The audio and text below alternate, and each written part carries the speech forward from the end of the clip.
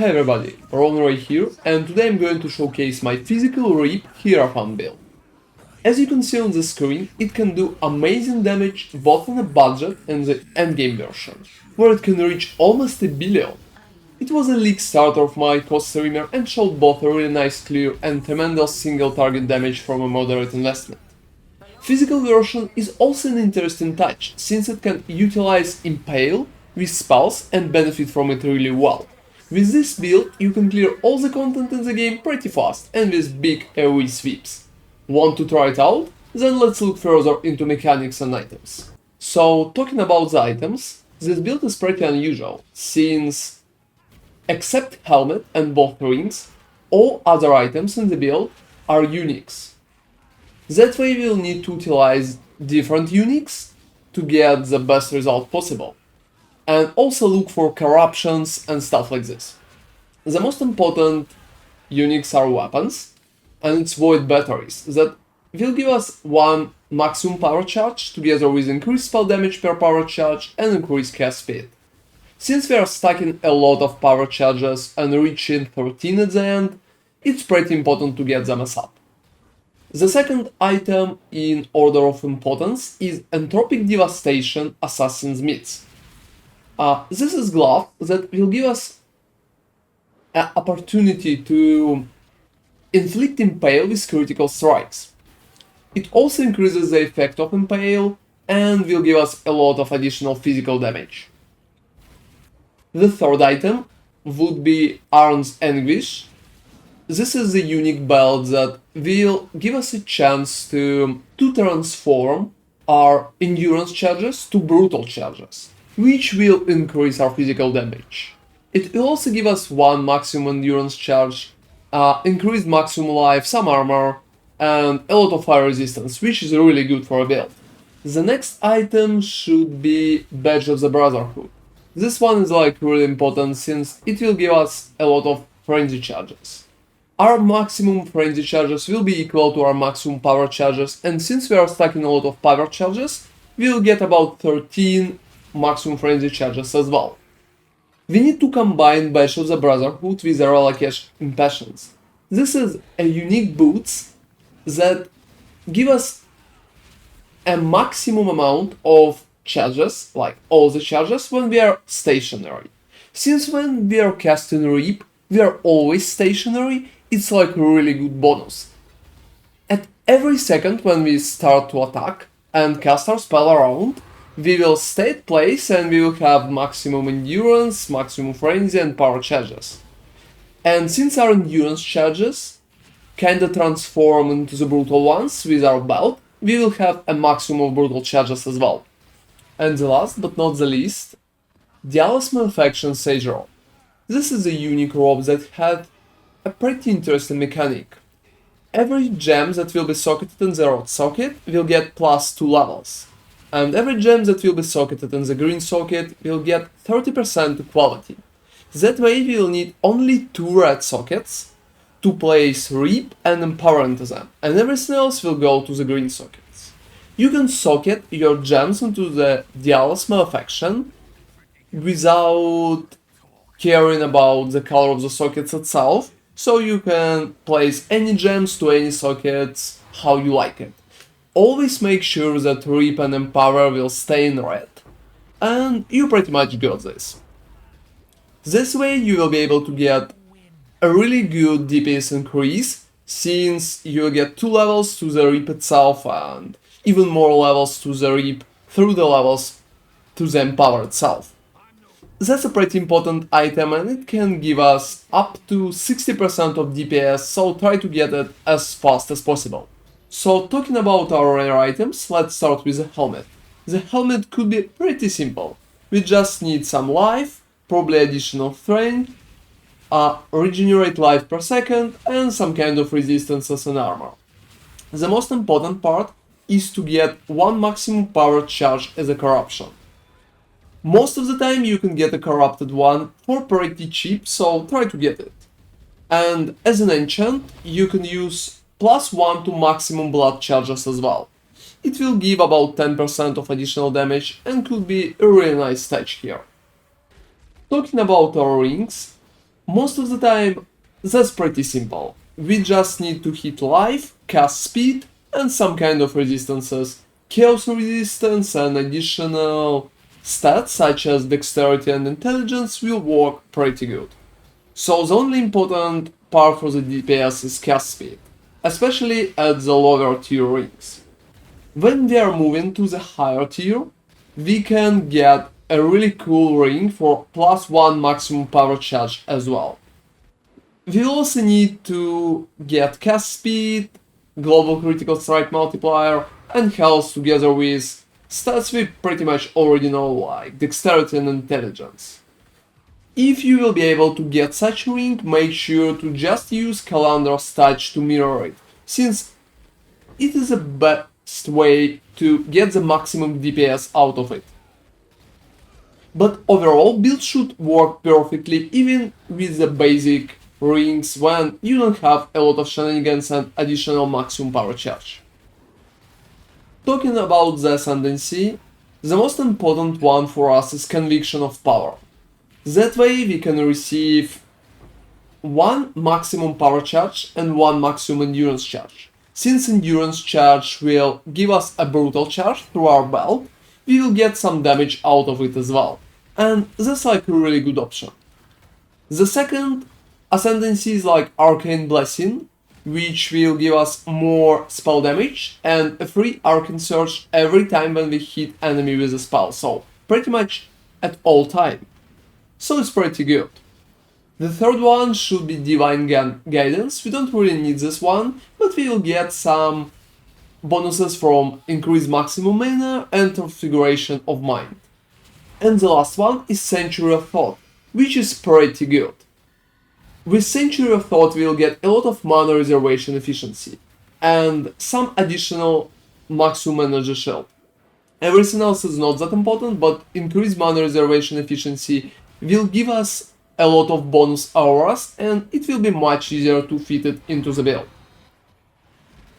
Talking about Hierophant pick in general, this is a really good option since Conviction of Power is pretty much similar to the Assassin. It will give us 1 maximum power charge, but also an endurance charge. And we can also get like a lot of bonuses from Arcane Surge as well, and we will start at the left side of the tree, which is pretty beneficial for us. That way Hierophant is a pretty strong pick together with Assassin. It could be a little different for it, but we can fit much more auras into the build and get a really sweet free Arcane Surge, which will increase our spell damage tremendously for about 27 to 30%, depends on the build setup. Overall, we still can get some bonuses from the Hierophant to work, but it's a really strong pick, and overall I prefer it over the Assassin, since I think that build will just be more smooth and it will be easier to work with auras, mana and everything else. So talking about path of building, I have created 4 different trees as usual. For the endgame, with budget like 350 divines and more, with high budget for 50 to 70 divines, with middle budget 10 to 20 divines, and for the league starter for less than 5 divines. You need to change the trees right here. You also need to change the item set right here and the skill set right here. So every time when you change it in path of building, make sure you change all 3. So for example, if you need to see like middle budget, you need to change the 3. You need to change the item set, and you need to change the skill set. So that's pretty much it.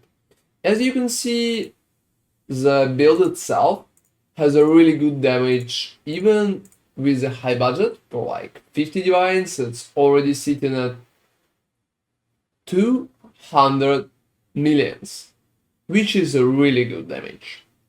And even if you will go for like middle budget for only 10 to 20 divines right here, you still are doing about 100 million DPS, which is pretty good.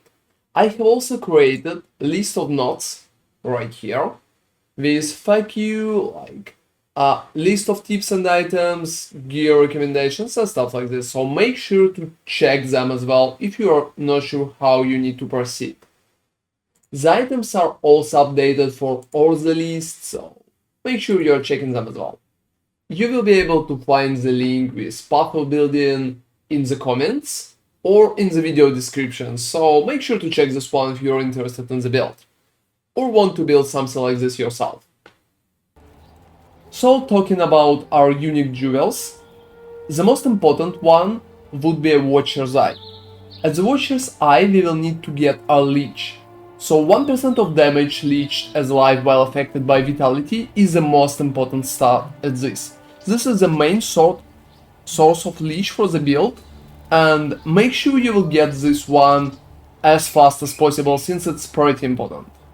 As a good DPS bonus you can get Impales you in Fleet plus 2 additional hits while using Pride, but this is kinda not mandatory. But the leech is really important, so try to get at least the Watcher's Eye with the leech. Moving forward, our second unique jewel is Militant Faith. It gives us a unique notable, which is Inner Conviction. It can give us 3% more spell damage per power charge, and as a downside gain power charges instead of range charges. Since we are using Relicash Impatience, the downside here completely can't affect us, since when we are stationary, we will get maximum frenzy charges and maximum power charges all the same. But the 3% more spell damage per power charge is a really huge bonus. It can give us about 30% of damage, depends on the setup, and it's pretty easy to get. You can get the Militant Faith for at least like 1 divine, and try to get it when you can, and socket the Inner Conviction as fast as possible. We can also use the Megalomaniac, mostly to get the Calling Strike against cursed enemies. Everything else is not that important, but if you can get some good damage bonus like Arcane Heroism or Force Multiplier or something like this, try to get it. Otherwise, just take the Calling Strike and that's pretty much it. Also, in this build, we can use Impossible Escape. This is pretty much part of the endgame setup and just a cherry on top.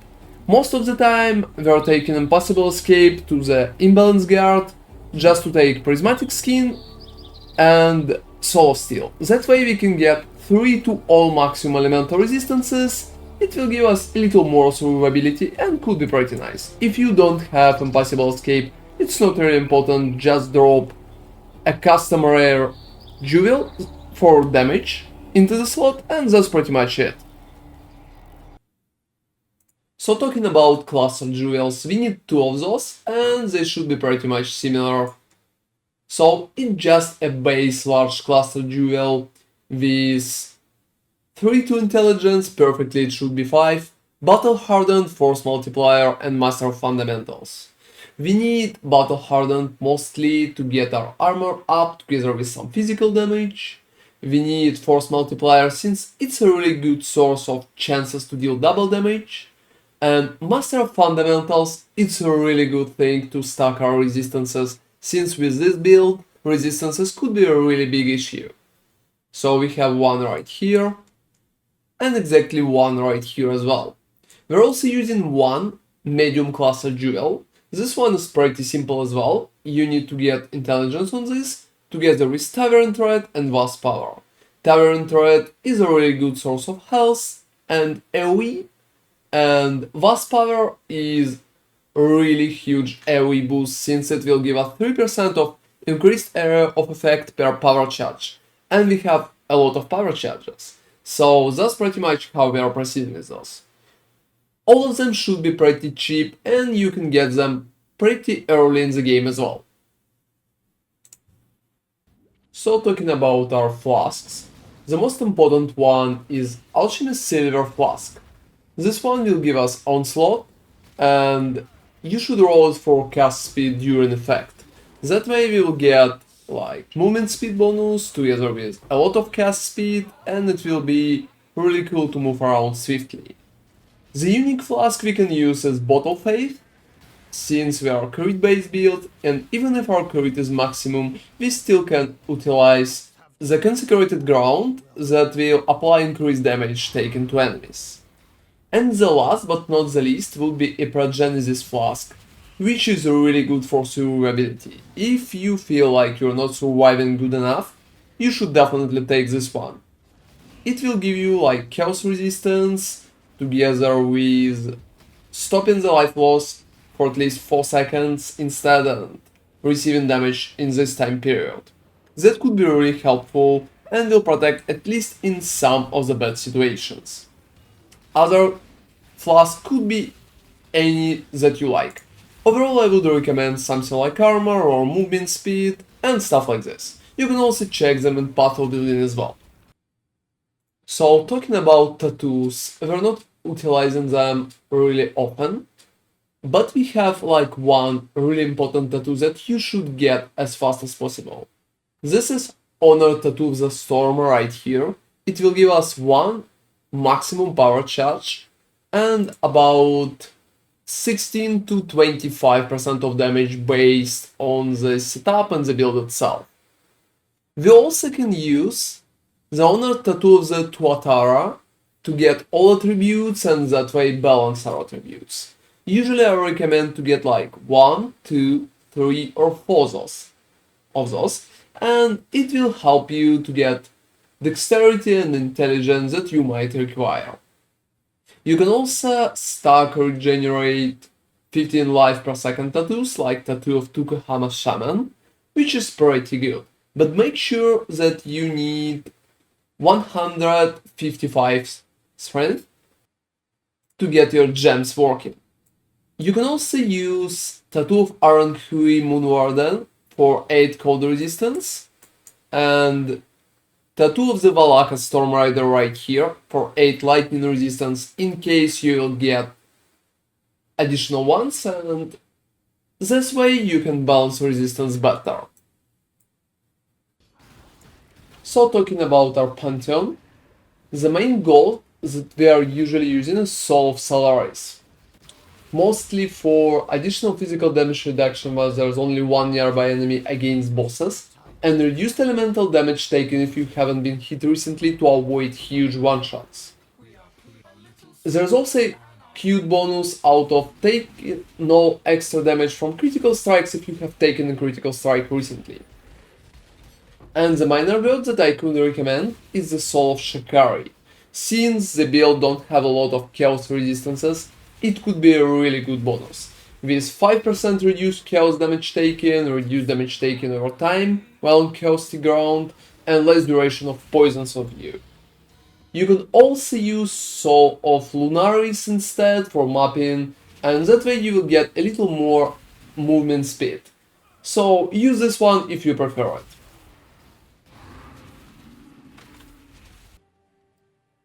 So talking about our gems, the most important one should be Awakened Spell Cascade, since together with it we can make at least 3 hits in a row with our Reap. It will literally triple our damage, which is a really huge advantage to use the skill itself.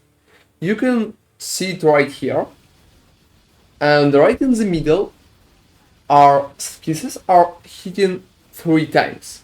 There's also a really cool calculator, you will be able to find a link in the description, which I will provide right now, so just look at it. In the middle is a zone that you are kinda aiming for, and when you are aiming for the zone, you will hit 3 times with Awakened Spell Cascade. Awakened Spell Cascade is pretty expensive, but make sure to get it as fast as possible since it's a cornerstone of the build and it will make your damage much higher. Since with the normal spell cascade the maximum amount of hits you can get is 2, and with Awakened Spell Cascade you can get 3 and even 4 in theory, even if it's like really hard, and I'm not using voice calculation in my path of building. So I just usually use 3 since it's pretty stable and we can hit 3 times all the time. Other gems that we need to comment on is Awakened Spell Echo, which could be really good. It will give us a lot of cast speed and will make scale feel much more smooth. And power charge on critical, since we need to utilize power charges. In terms of curses, we can use assassin marks together with vulnerability if we have additional curse, but make sure to always have life tap on those. Since we are reserving almost all of our mana, as you can see only 10 of our mana currently is on reserve, so we need life tap almost everywhere except Reap, since Reap is always cost our life instead of mana. And make sure you're utilizing the auras in your helmet and another set of auras in your boots and stuff like this. As a movement spell we are using Flame Dash, which is pretty self-explanatory. It's not the best one, but it's pretty much decent. We can also have Divergent Righteous Fire, and this one is pretty important. Divergent Righteous Fire is a really strong addition to our damage, but make sure you're using it only on Uber bosses. You don't need it anywhere else, since if you are hitting it, it will burn you not that fast, but overall you will still receive some damage. So you can use it only to kill Uber bosses and really strong bosses like this faster. For example, like red one or blue one or something like this. You can see how fast it's burning. It's not amazingly fast, but it's burning overall, especially if you are not leeching and don't have consecrated ground. So talking about the mapping, it should be pretty simple as usual. We have a really decent AoE, so we can just keep our distance, kill the monsters from that distance, and that's pretty much it. It also would be a better option to pick maps when there's not a lot of free space and a lot of walls, for example like atolls, like alleyways, and stuff like this. Crimson Temple would work as well too. That way it will be easier for us to cover more space with our skill and kill more monsters in one cast. So in this example I'm just showcasing a random map that is currently pretty easy to run with not a lot of content, so you can get a basic understanding of what to expect. Let's look into it further.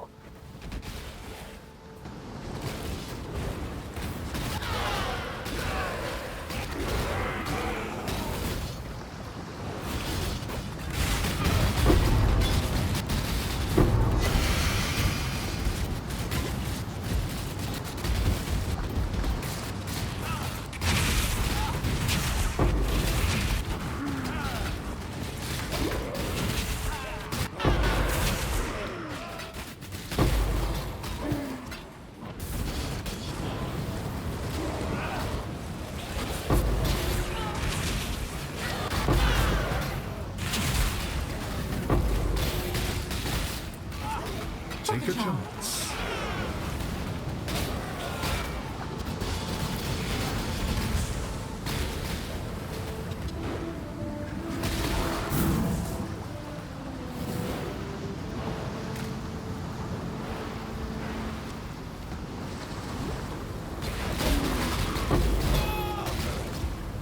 A little sliver of anarchy.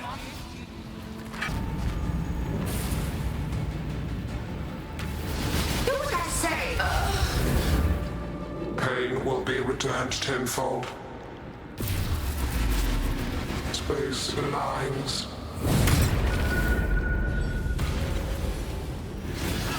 Behold my connection. I will have what I want. Death will not be an escape.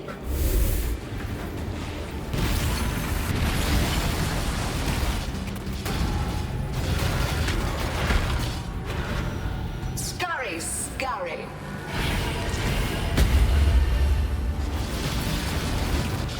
Why? Resistance will be punished. Time contorts. Scary. Scary. My irritation is growing. Death will not be an escape.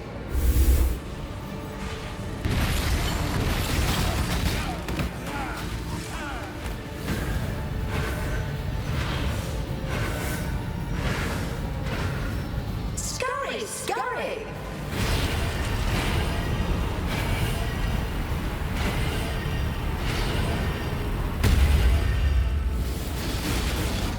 Stand how? Stop resisting. Reality bends. Punishment inescapable. Arrogant toy. This will not be an escape.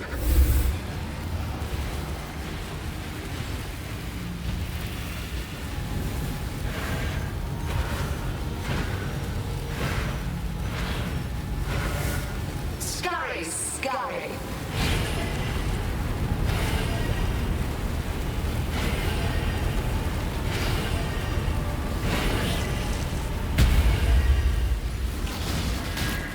Stand still.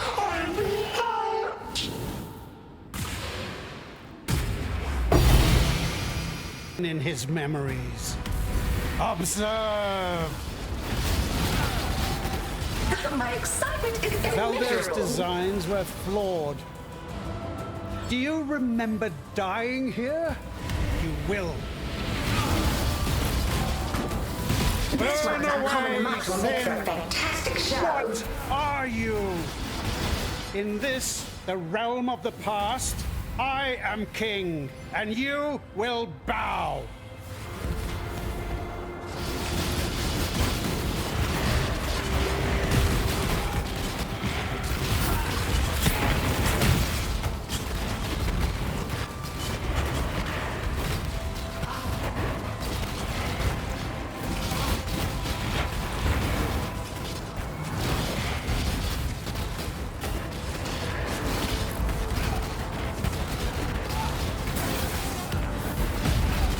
This one is my own creation.